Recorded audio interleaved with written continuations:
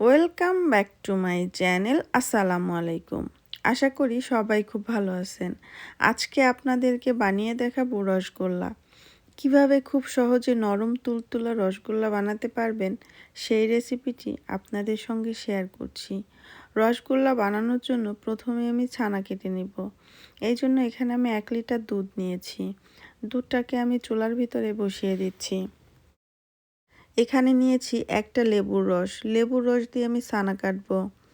লেবুর রসটাকে একটা সাইডে রেখে দিচ্ছি। এদিকে যে দুধটা আমি চুলায় জাল বসিয়েছিলাম, দুধটায় ভালো মতো বলক চলে এসেছে।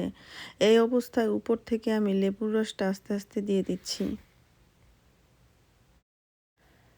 লেবুর রসটা দেওয়ার সঙ্গে সঙ্গেই আমি চুলাটাকে অফ করে দিয়েছি। ছানার থেকে পানিটা আলাদা হওয়া শুরু হয়ে গিয়েছে। ছানাটাকে খুব বেশি নাড়া যাবে না, তাহলে ছানাগুলো ভেঙে যাবে। ছানার থেকে পানিটা আলাদা হয়ে গিয়েছে। এই অবস্থায় ছানাটাকে আমি চুলা থেকে নামিয়ে ছানার পানিটাকে ছেঁকে নিচ্ছি। ছেঁকে সঙ্গে সঙ্গে ঠান্ডা পানি দিয়ে ছানাটাকে ধুয়ে নেব। ছানাটাকে ঠান্ডা পানি দিয়ে ভালো মতো ধুয়ে নিয়েছি। এই অবস্থায় ছানার পানিটা হালকা চেপে ফেলে দিয়ে ছানাটাকে ঝুলিয়ে রাখবো 4-5 ঘন্টার জন্য।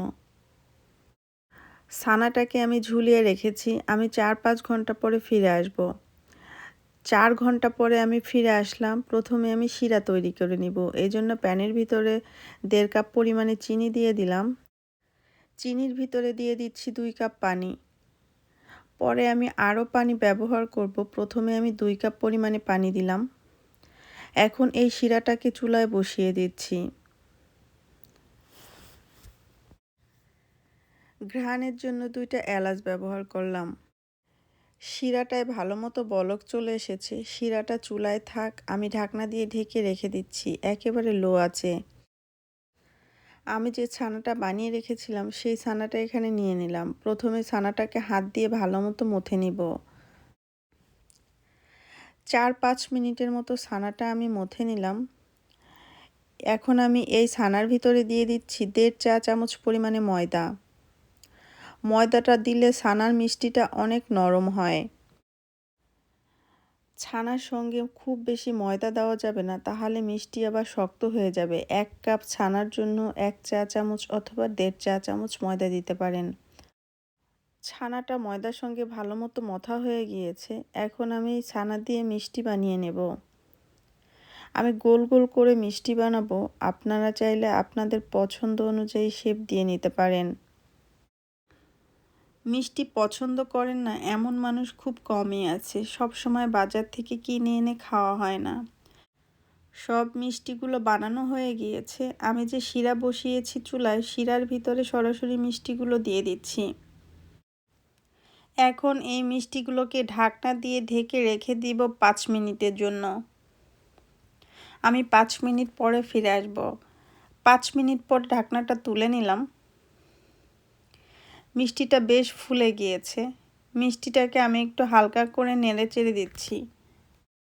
মিষ্টিটাকে আবারও আমি ঢাকনা দিয়ে ঢেকে রেখে দিচ্ছি 5 মিনিটের জন্য। 5 মিনিট পরে ঢাকনাটা তুলে নিলাম। এখন মিষ্টির ভিতরে আমি 1 কাপ গরম পানি দিয়ে দিলাম। গরম পানি দিয়ে মিষ্টিটাকে ঢাকনা দিয়ে ঢেকে রেখে দিলাম। আবারও ঢাকনাটা তুলে মিষ্টিটা উল্টিয়ে আবারও আমি এই মিষ্টির ভিতরে 1 কাপ পরিমাণে গরম পানি দিয়ে দিচ্ছি।